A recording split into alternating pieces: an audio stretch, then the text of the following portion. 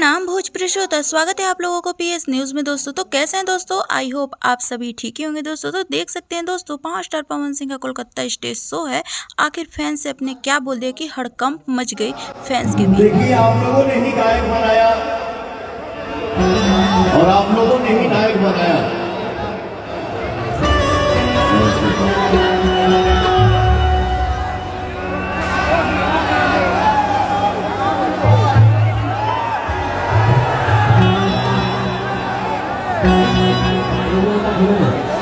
हमारे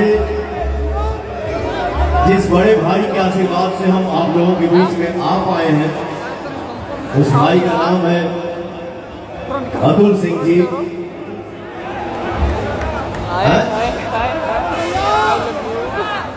अतुल सदाफ जी और भैया के धर्म पत्नी बैठलवाड़ी, और इतना सुंदर बाबू हुआ है।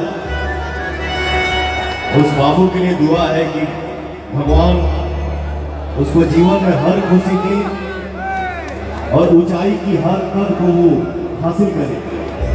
लव यू बेटा। तो हमारे अतुल जी अपने